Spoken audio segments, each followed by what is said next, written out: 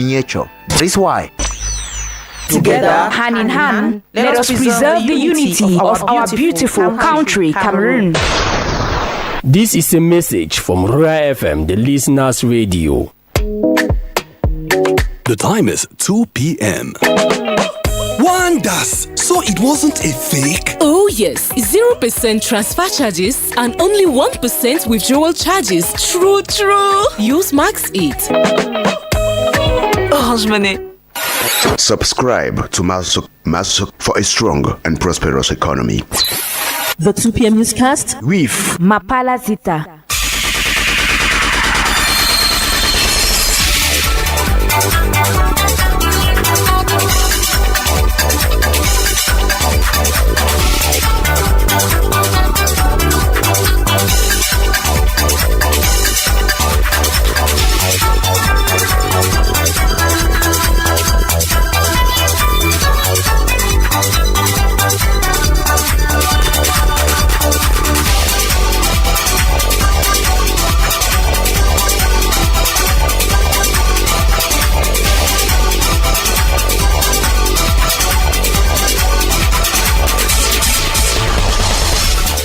Good afternoon, ladies and gentlemen. Welcome to the 2 p.m. news on 88.4 Royal FM and live on YouTube at Royal FM Cameroon. The headlines.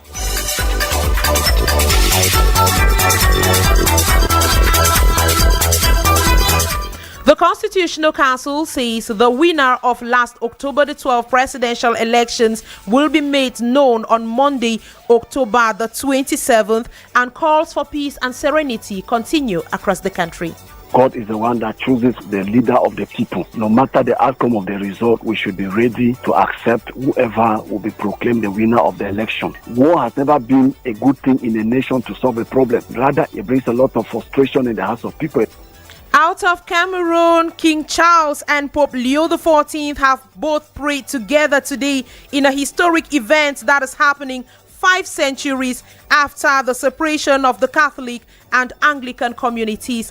And in sports, the indomitable Lionesses of Cameroon take on Algeria today at 7 p.m. local time for their last qualifying round ahead of the Women Africa Cup of Nations. Ladies and gentlemen, those were the headlines. 2025 presidential election, a special page in the news. With our special page is Glory Ngange, who has joined me in the studio. Good afternoon, Glory. Good afternoon, Mapala Zita. Let's begin with the communique from the President of the Constitutional Council announcing the dates for declaration of election results. Contrary to information circulating on both the traditional and social media on the declaration of the winner of the October 12th presidential election this Thursday, the Constitutional Council announced that this would take place on Monday, October the 27th at the inaugural hall of the Conference Center. The revelation was made yesterday by the President of the Constitutional Council, Clement Atangana. The information came after the hearing session that ended yesterday with the Constitutional Council rejecting all post-electoral petitions. Out of the 10 cases, the Constitutional Council declared itself incompetent to judge the cases of Bertin Kisop, who challenged the competency of members of the Electoral Board of Elekam, and Nunkam Pierre, a self-proclaimed prophet who asked for the suspension of the electoral process.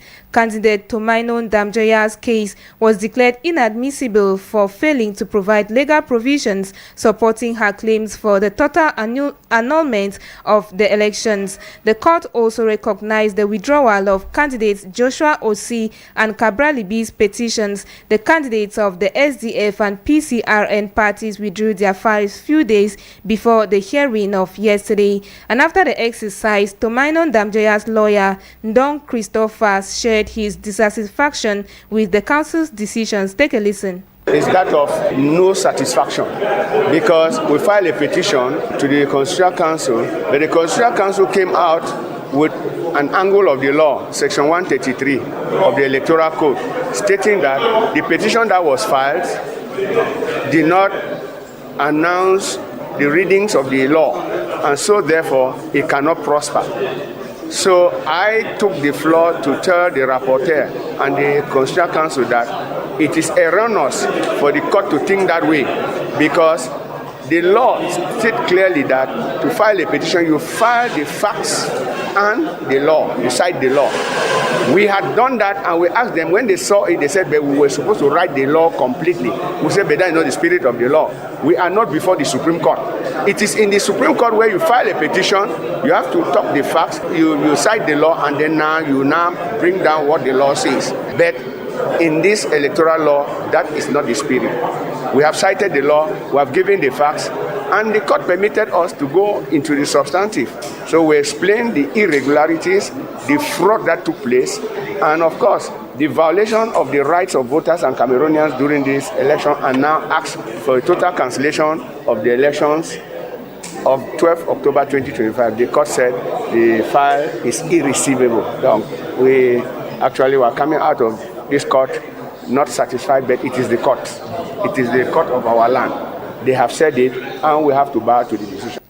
The representative of the CPDM, Professor Elvis Ngole, on his part expressed satisfaction with the outcome of yesterday's session. Let's also take a listen to him in this excerpt. The CPDM remains humble, and at the same time we're respectful of the decisions of the Constitutional Council, because we respect the institution and its members. We are respectful of the right of those who made the petitions. But in all, we're a party of the people, a party that promotes, respects and defends the values of the Republic, and so we continue to remain open. We are a party of the people.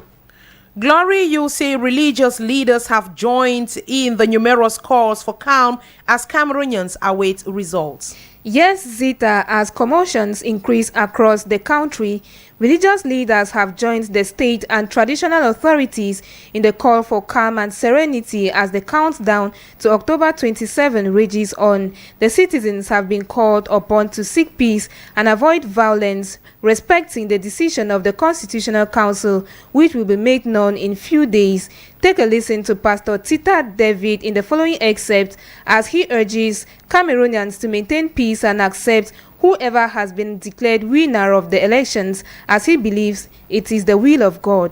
In Romans chapter 13, Paul says that every authority is of God. So God is the one that chooses who rules, the leader of the people.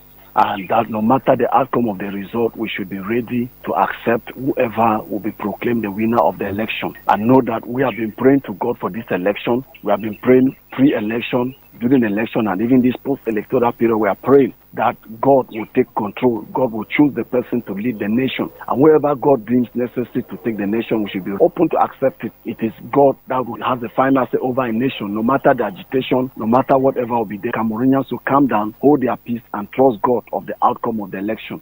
We may be thinking that men may manipulate results and things like that, but God still has the power to do whatever he wants to do in a nation. And he says, as of me, I will give you the nations and the ends of the earth as thy inheritance. So Cameroonians at this time should be more focused on God, praying and trusting in him in whatever is going to come, because whatever agitation, war has never been a good thing in a nation to solve a problem. Rather, it creates chaos. It brings a lot of frustration in the hearts of people, a lot of destruction. So we should not use ourselves to destroy our nation. It's a land of promise. It's a land of peace. We should maintain that peace and trust God for the outcome of the election. Before signing out, Glory, you have news concerning the leading opposition candidate of the presidential race. Presidential candidate Issa Chiroma Bakari on his Facebook page yesterday, October 22nd, addressed Cameroonians through a recorded video. The candidate of the National Salvation Front insisted on their victory in the October 12 presidential election as reviewed by statistics from polling stations. In the 10-minute 54-second video, the presidential candidate urges the regime in place to do a peaceful transition to avoid the growing tensions that is already plaguing some parts of the country. Issa Chiroma Bakari highlights that after consulting international bodies who cannot do much, he has decided to take legal actions in protecting the people's choice. Here is an excerpt of Issa Chiroma Bakari's speech yesterday. Dear compatriot, from north to south, east to west, and throughout the diaspora, after compiling a report from the polling station and verifying the representation on the ground, it is obvious that we have secured a landslide victory surpassing 50% of the ballot cast. Such rejection and disavowal demand courage and humility from the outgoing president. In the name of democracy and custom, he must call the winner, congratulate them, and offer to organize a smooth transition. This would protect our nation from upheavals and convulsion that could result from an imposed and unprepared transition. 2025 presidential election, that was our special page in the news. And still to come in this newscast, ladies and gentlemen, we look at the responsibility that elder siblings shoulder in the family and how the younger ones usually react to this. The relationship with my sibling instead complicated because she's always saying that you don't have the right to talk to me like that. You cannot talk with her. You cannot give her advice. You cannot say anything because in her mind is that I am your elder sister. Welcome back. If you are just tuning in, you are listening to the 2 p.m. news on Royal FM and watching us live on YouTube at Royal FM Cameroon. On to health, the Minister of Public Health, Dr. Manauda Malachi, paid a surprise visit to some health facilities in Douala, that's in the littoral region of Cameroon. The visit aimed at monitoring the conditions of health workers, evaluate the quality of service provided to the population, and identify challenges faced by health personnel. Dr. Manauda Malachi made stops at several health structures and held brief discussions with the proprietors. Let's take a listen to the Public Health Minister talking at the end of the tour, courtesy State Media.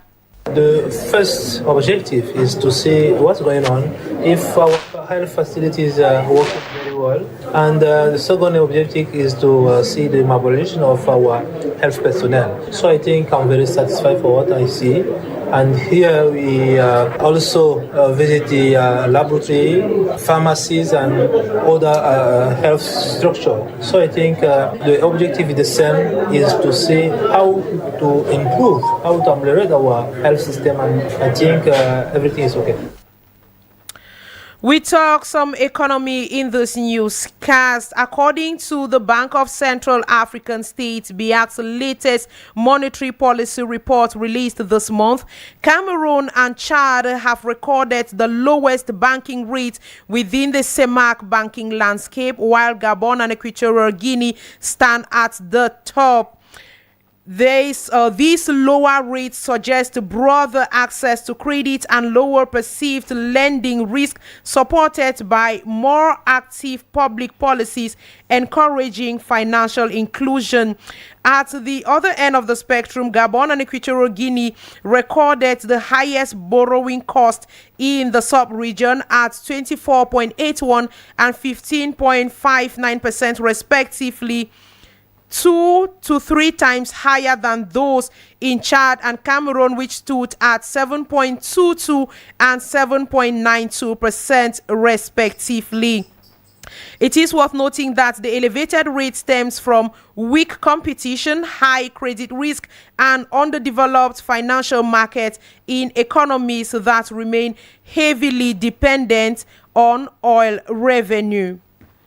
Onto this feature story, in many African households, the weight of responsibilities often fall on the shoulder of elderly siblings who are tasked with caring for their younger brothers and sisters. This often presents a complex dynamic where responsibility and authority can sometimes tip into authoritarian behavior. Gang Nadesh got the view of some Cameroonians on this and compiled them in this Vox Pop. The relationship with my sibling instead complicated because she's always saying that you don't have the right to talk to me like that. You cannot talk with her. You cannot give her advice. You cannot say anything because in her mind is that I am your elder sister. You don't have the right to talk to me that way. You have to respect me. And they think you don't need to give them advice, like they are too perfect. Since they are the older ones, they don't need your advice or you cannot advise them. With her, there is no possible communication. You cannot say anything without her putting in the first place that she's the older one and you need to give her the respect she merits. So that is why I avoid as much as possible to be in contact with her. I rather do my things on my side and her, she do same, and then everybody is fine. Even though I have just one older brother from the same mother, but I have older cousins, and they are one of the highest support I've had so far in education, business, and just life generally. I learn a lot from them, and even though we're in an African society and we can't be as close to them, but I think they are the parents when my parents are not around, especially living away from my parents and beside my older siblings. I don't feel like I am alone because I have all the guardians I need from them. Nadesh equally spoke with a sociologist who gives their viewpoint on the subject. Here is her report. In a typical African home, the responsibility of caring for younger siblings often falls squarely on the shoulders of the firstborn. Gwenye Victorine is a sociologist. We realize that a burden is placed on the elder siblings of the family, especially the firstborns. Either they are the first siblings who are male or female, because these siblings, they are considered as being the parents of the family. That is, in the absence of the biological parents, these siblings are considered as the parents also of their junior ones, because they are the people that have been inculcated all the responsibility of the family, either of catering for their junior ones and even catering for the parents too, has been placed on the shoulders of these elderly siblings in the family. The weight of responsibility placed on firstborns can influence their behavior towards their siblings, often manifesting as a mix of caretaking and control as they navigate their dual roles as sibling and parent. That makes them very, very responsible, and it makes them very stern towards their junior one. That sternness is not because of hatred, but it is because it is a way of enforcing their authority upon those junior ones, so that this junior one should not go astray. The junior one should follow the right path, because those elderly siblings are considered as models. They are considered as an example of what a child should be for their junior ones to follow. The sociology concludes by suggesting how the marginalization of younger siblings by the elder ones can be curbed. I think this issue of marginalization can be checked upon, especially if the parents turn to take up their responsibilities and look upon their children normally. Don't make the elderly children to feel as if it is their responsibility to bring up their younger one. We will see that this issue of marginalization in families will cease from being. In other homes where I see the liberal form of family governance, you don't see this issue of marginalization. It is much more practiced where there is this stronghold on tradition and cultural values, where we believe that the elderly sibling replaces the parents in the family. Research suggests that in many African and Latin American societies, sibling caretaking is a common practice that supports parents and helps to pass on cultural values and traditions. Understanding the complexities of this dynamic can better support firstborns and their family in navigating these challenges and promoting healthy family relationships. Nadesh, in that report, nowadays men are raising more and more the issue of women disrespecting them in their homes. According to sociologists, this issue can be caused by several factors. Fringwe Crispin spoke with one sociologist and compiled this report. Tungong Valentine is equally a marriage counselor who reveals that it is always important to make a difference between disrespect and a partner reacting when imposed on. In a relationship, we can show disrespect by minimizing or ignoring the feelings of the other. So ask yourself if men minimize, ignore the feelings of their wife and vice versa. Dishonesty, as we are talking about men, how many women know how much their husbands earn? How many women know what businesses their husbands have out there? How many women know exactly where their husbands are and what they do? Due to the lack of honesty, many tend to introduce disrespect.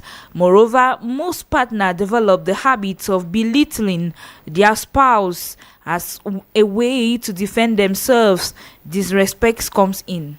A lot of men insult their wives. They belittle them, they snub them, and vice versa. Another aspect is criticizing and mocking or embarrassing your spouse in public. If you do that, you are actually disrespecting your spouse. So you see, as I keep saying, it's not an issue of men disrespecting women, women disrespecting men. It's an issue of spouses disrespecting each other, not appreciating or acknowledging. You don't appreciate your spouse. You don't acknowledge the efforts that your spouse does. However, the sociologists advise that in order to keep away disrespect from a relationship, it is important to be honest, appreciate each other's effort, and tolerate each other. Out of Cameroon, at least 40 migrants, including children, have died after their boat sank off the coast of Tunisia in one of the deadliest maritime disasters in the region this year. According to authorities, the boat sank off the Mediterranean port of Madia in central Tunisia while carrying about 70 migrants.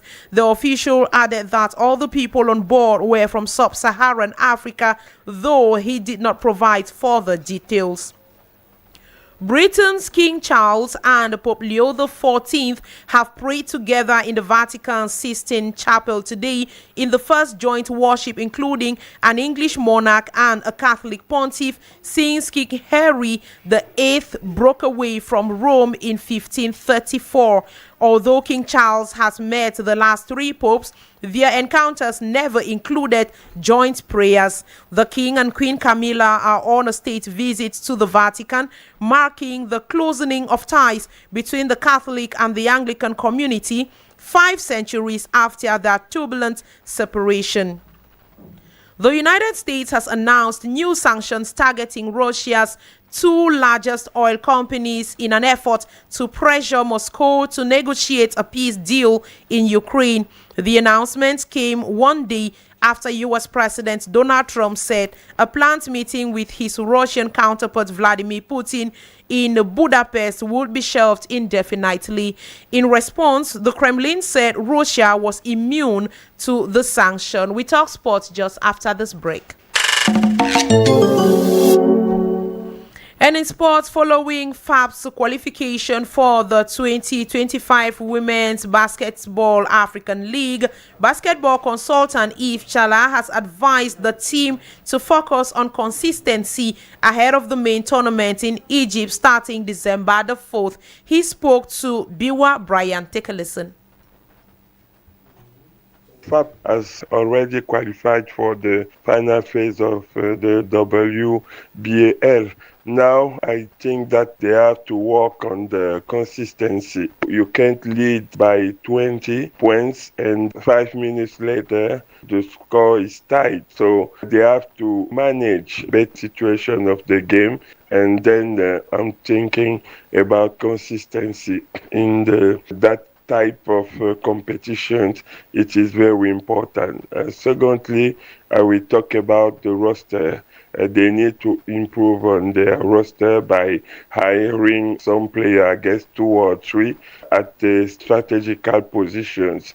Inside, we have Fallon Emedier and Amandine Bogo. But that's not all. They need to have a center and they need a forward and shooting guard because it was weak, I guess, behind the arc. Lastly, they need to make a good internship. They have 1 month to do a good internship and friendly game to get ready for that competition. And Biwa Brian, good afternoon.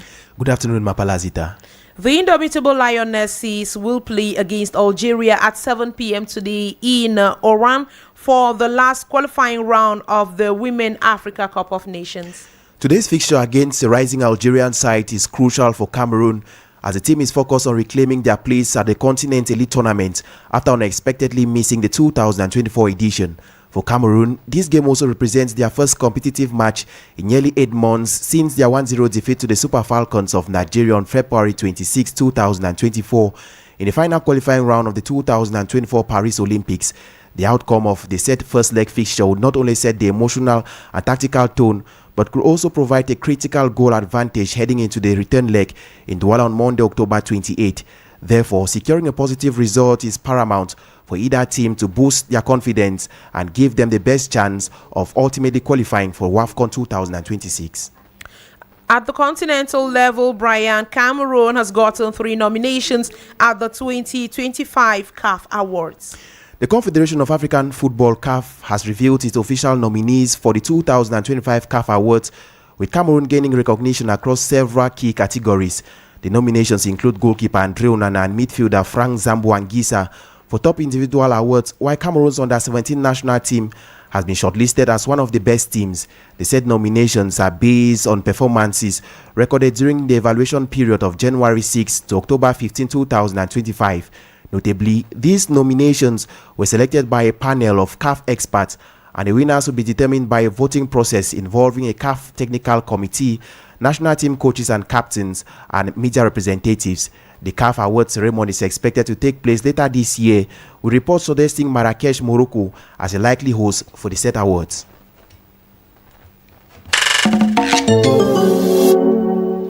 At some 26 minutes past 2 p.m., it is time for me to welcome Doreen Bimi into the studio with a summary of this newscast in the French language. Bon après-midi, Doreen. Good afternoon, ma Palazita présidentielle 2025. La proclamation des résultats aura lieu le lundi 27 octobre 2025. Ce sera au cours d'une audience présidée à 11h au Palais des Congrès de Yaoundé par le président du Conseil constitutionnel Clément Atangna. Rappelons que le recours introduit en annulation de tout au parti de vote du 12 octobre 2025 ont été jugés irrecevables par le Conseil constitutionnel dans le cadre du contentieux post-électoral. En économie, inclusion financière, la Banque des États d'Afrique centrale classe le Cameroun 3e pays de la CEMAC au taux de bancalisation qui est plus élevé que 40%, que comprendre pour le Cameroun qui détient plus de 40% des réseaux bancaires. Sur la scène internationale, le roi Charles III, accueilli par le pape Léon XIV au Vatican pour effectuer une visite d'État historique. En sport, football féminin éliminatoire de la Coupe d'Afrique des Nations 2026, les Lions du Cameroun face aux Algériennes. Ce jeudi, la rencontre se dispute à Oran, un match qui rentre dans le cadre de la CAN féminine 2026.